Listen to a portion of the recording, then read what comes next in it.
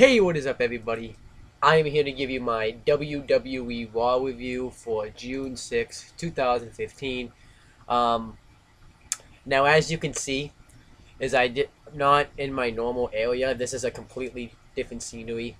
Reason being is I'm at my friend's house. I slept over his house last night, and I ended up watching RAW here, and I couldn't get the review up because, to be honest with you, we just wanted to chill. We wanted to just chill out and yeah, we just wanted to chill. I didn't really feel like uploading a video, so that's why. So sorry, but I'm giving you the raw review now. Um, my friend may come down here. He may not. I don't know. Um, we'll just have to wait and see. So on to this week's raw. So this raw happened on June 6th, 2015. So we have JBL, Michael Cole, and Booker T on commentary. The Authority comes out, which is Triple H, Stephanie McMahon, Corporate Kane, Jamie Noble, and Joey Mercury of J&J Security, and the WWE World Heavyweight Champion, Seth Rollins. And Triple H and Stephanie McMahon pretty much put down Dean Ambrose, talking about how he's a thug. He steals championships like the Intercontinental Championship and the WWE World Heavyweight Championship. He beats up innocent camera guys. And he's a thug. And they pretty much too say that Seth Rollins is still the WWE World Heavyweight Champion. And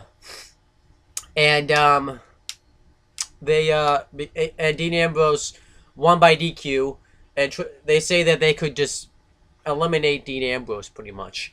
But Triple H says no, but we're not going to do that. I gave Dean Ambrose until the beginning of the show to give the WWE World Heavyweight Championship back to Seth Rollins. So they're waiting for Dean Ambrose. He doesn't show. And then Roman Reigns comes out. And he comes out and he says that Dean Ambrose may never come back again because he is waiting for his opportunity at the WWE World Heavyweight Championship. And he says that he wants his rematch to be at Money in the Bank in a ladder match. They don't want to do it. And then Roman Reigns goats Seth Rollins into doing it by saying that he's just flanked, that he can't do anything by himself. When you were with us in the Shield, you used to be something, and now you're just nothing. You're just a guy flanked by the tiniest security team of all time, and Mommy and Daddy. So then Seth Rollins snaps. He says he doesn't need the Authority to beat Dean Ambrose. And Seth Rollins says that he is going to beat... He accepts the challenge, pretty much. And then he leaves. Now, I wonder if they're going to utilize this in the future. Because you have Seth Rollins who just said that. So I have a feeling Triple H is going to say, hey, you said you didn't need us, so we're not going to come out and help you at all during the ladder match. So maybe they'll give Seth Rollins a fair outing. I'm not really sure. Going to have to wait and see. But then Stephanie McMahon says that Roman Reigns had no right to step in the same ring as them. She goes off on Roman Reigns. And then Triple H says that right now Roman Reigns is going to have a match. He's going to go backstage and find the first superstar he sees.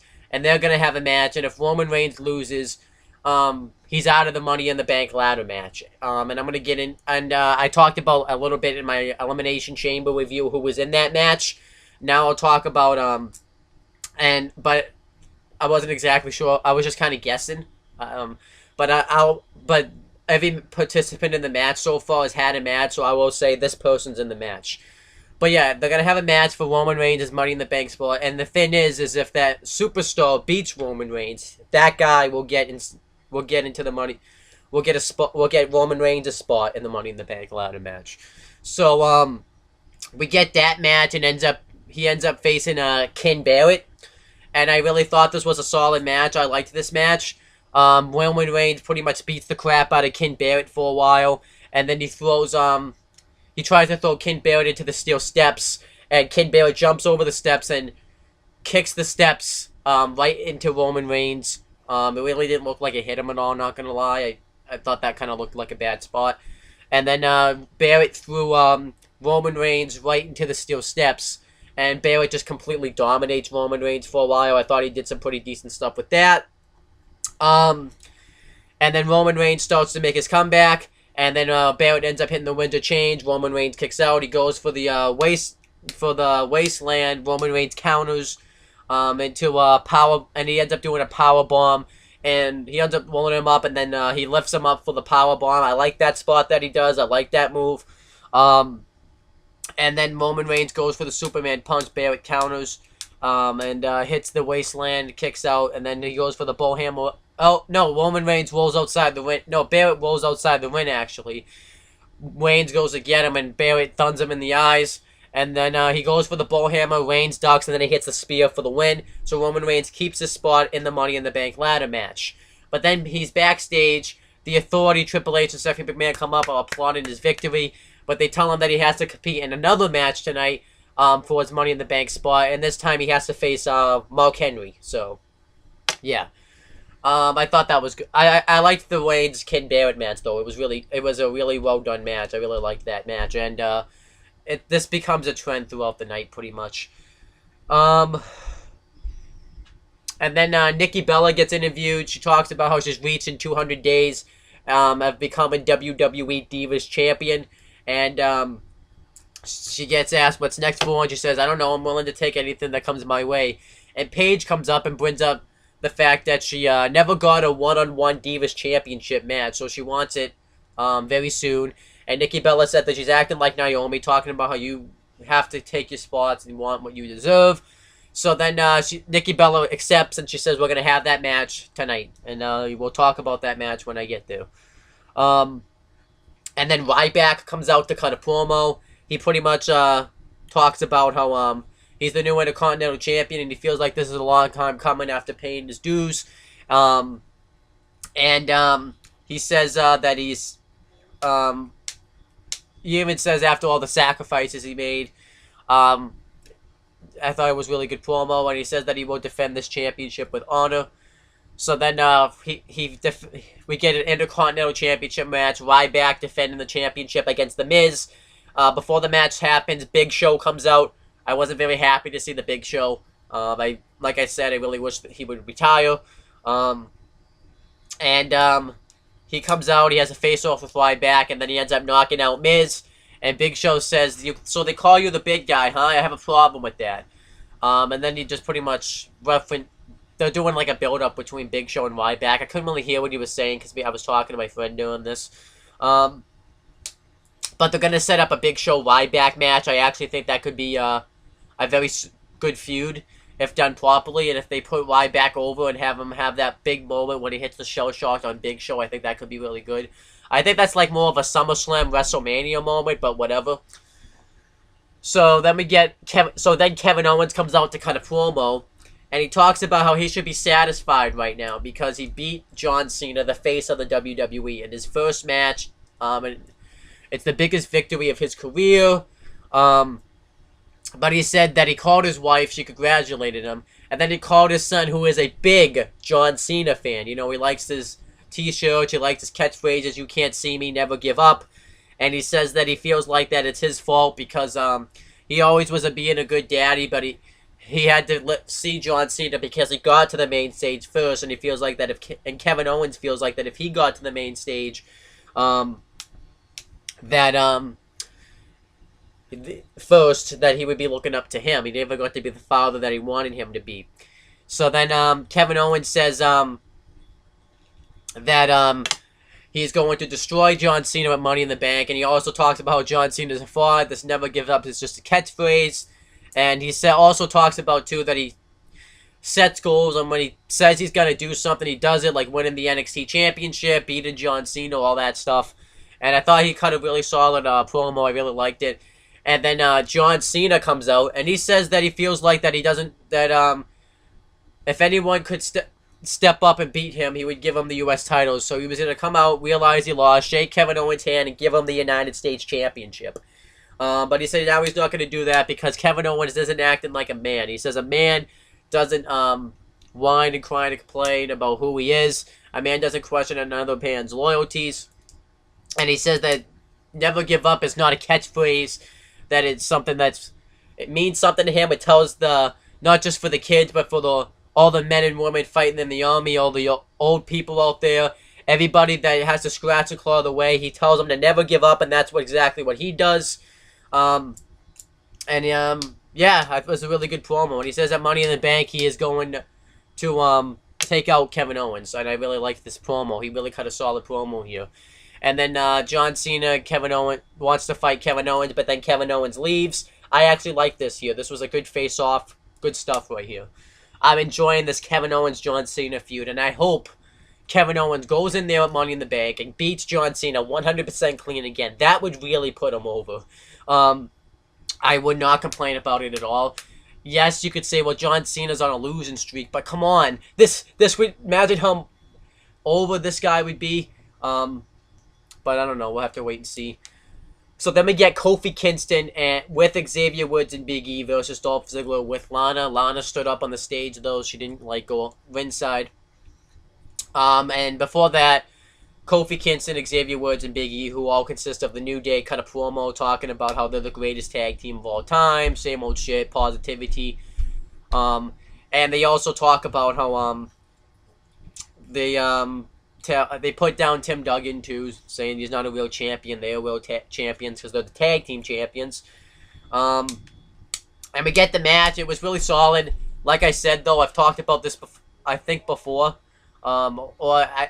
I've talked about it before, but we've seen this match so many times. We've seen it for the Intercontinental Championship, the United States Championship. We've seen it when they were tag teaming. So I really I'm not interested in Dolph Ziggler and Kofi Kingston anymore. So that's how I feel. But it was still good. And the New Day tries to get involved. Kofi, you know what was good about this match is it's cool because we saw it for the first time when Kofi was a heel and Dolph Ziggler was a heel. Yes, Kofi, the one positive about the New Day, as I will say, is that they finally turned Kofi Kingston heel, and it makes Kofi Kingston somewhat relevant. Because he is going to be in the Money in the Bank ladder match, by the way. Kofi Kingston is.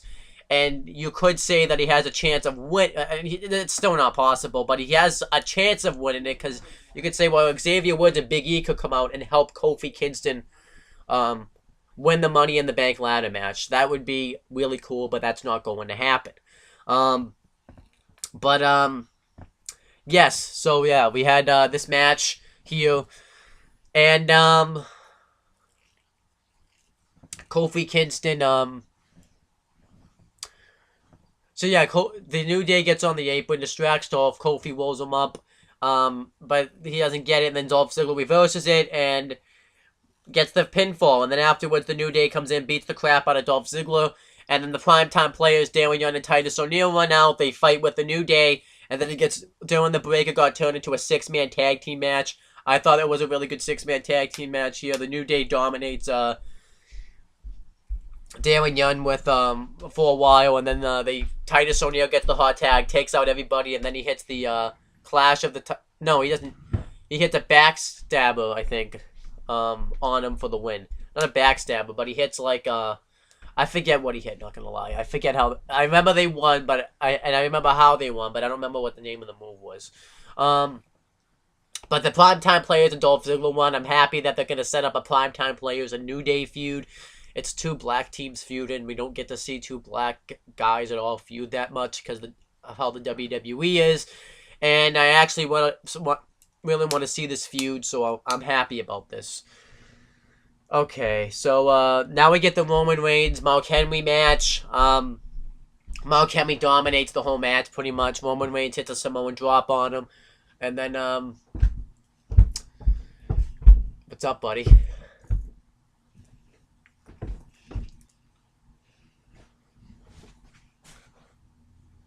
Want to come say hi or no?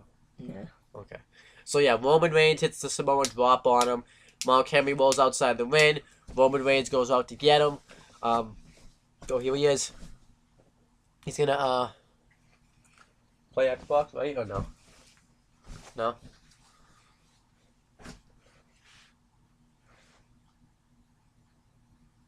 Okay. What are you doing? What are you doing? I'm making it my vlog with you. What are you doing? How much longer do you have? Not that much longer, dude. Alright, keep on going. Okay. Don't end the video because I'm almost done with it. Okay. So Mark Henry rolls outside the ring. Roman Reigns goes out to get him. Mark Henry throws him into the steel post. And then Roman Reigns gets up, hits a Superman punch, and Mark Henry rolls in the ring, and Mark Henry doesn't beat the 10 count because in wrestling you can't be outside the ring for more than a 10 count, because if you're outside the ring when the count reaches 10, you lose. So that's what happened with Roman Reigns. And then afterwards, his eye was all messed up too in this match. Mark Henry hits a World's Strongest Slam and a splash on Roman Reigns, and yeah, and lays him out. So I guess Mark Henry turned heel again. So yeah, Mark Henry turned heel. I kind of hope so, because I find Mark Henry more entertaining as a heel than I do a face. So when Mark Henry's face, he's just so bland. I just don't like it. All right, so then backstage, the Authority is impressed, but they're not convinced, I guess. So they put him in a match with Bray Wyatt. And it's gonna be for Roman Reigns' Money in the Bank spot again. So yeah. Alright, so then we get the next match. It's WWE superstars play spokespeakers for the Sonic. They pretty much used them to advertise Sonic. That was, by the way, if you're wondering what that was this. So don't know what that, and now my friend's in the way. Hold on. Okay, so they do the Mega Powers, which is not the one from the 80s. It's the one from nowadays, the 2015. That's a parody of the one from the 80s, which it consists of Macho Man Down and Axelmania, and they do stints like just it was really funny. They try to shake hands, but they can't, and then Axelmania runs out of Sonic drink, and then they do the New Day. They ruined any enjoyment I had in this. And then they do Big Show, and he's like, "How many more of these do you have?" And he's like, "A lot." He's like, "I'm gonna drink it now, and we can do this. Take it again." It was funny. I guess it's worth checking out. So then we get Nikki Bella defending the Divas Championship against Paige. You're gonna find out in a couple seconds why Brie Bella wasn't out there. This match was meh. It just wasn't that good.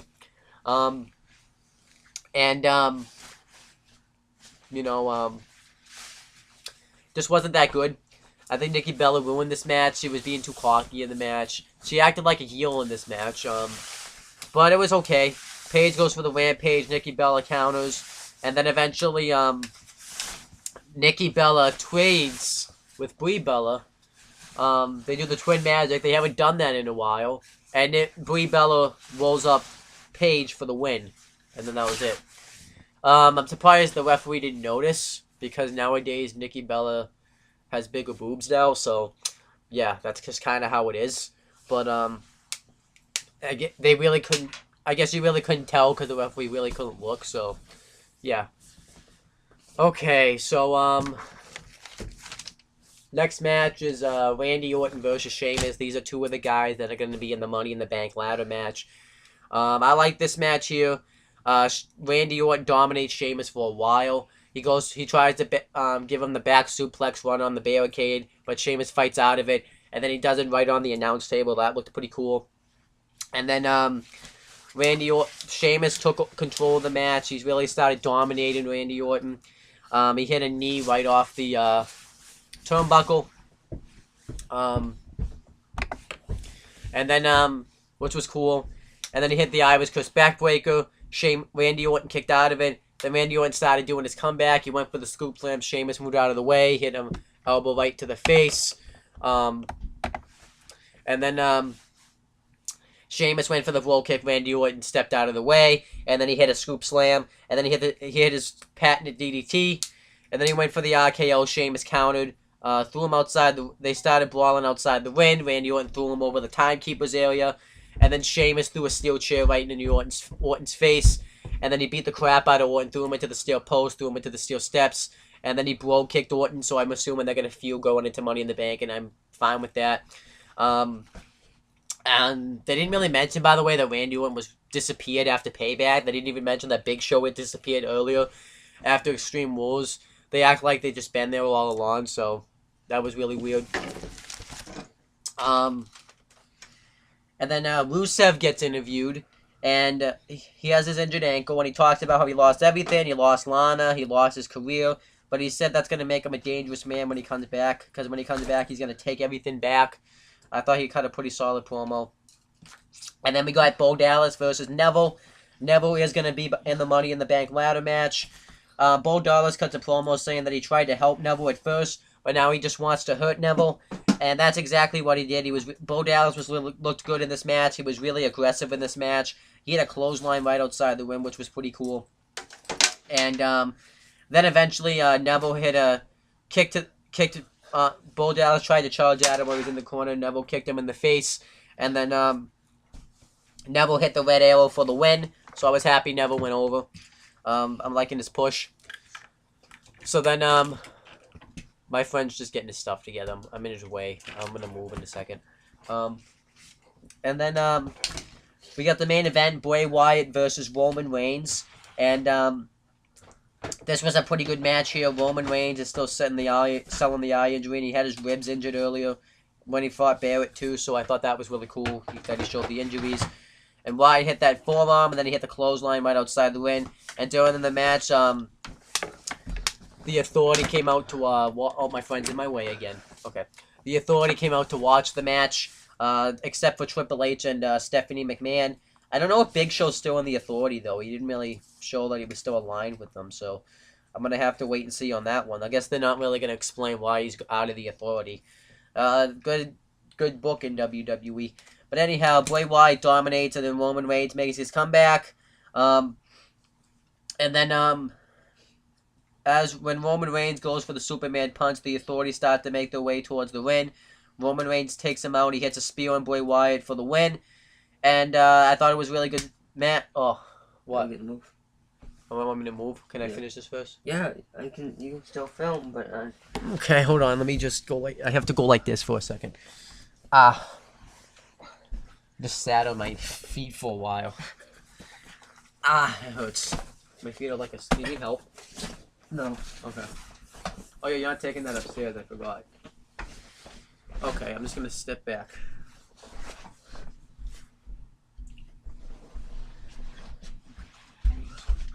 Alright, let me just go like this. We go unedited here, so... Okay, so... Then we get... Then the Authority tried to surround Roman Reigns, and then Dean Ambrose music goes off, and he goes up on the announce table. He still has custody of the WWE World Heavyweight Championship, and they start fighting with the Authority. Roman Reigns and Dean Ambrose take out the Authority. Ambrose lays out Rollins with 30 deeds, and that was the end of the show. And overall, I thought Raw was pretty solid this week. I like the usage of Roman Reigns, how they're trying to have him be like an underdog. I liked the Neville Bo Dallas match. What else did I like? I liked the start of a Big Show Ryback feud. I think that could be pretty cool. I like the primetime players. I like the 6-man tag team match. Dolph Ziggler, Kofi Kingston was good. Kevin Owens' promo was pretty good. And what else was good? Orton, Sheamus. Rusev's interview was pretty good. So overall, I thought Raw was pretty solid this week, and that's pretty much it, guys. You can click down in the right-hand corner to subscribe, and I'll be back to give you a video at some point this week. Anything you want to say, brother? Peace. All right, see you later.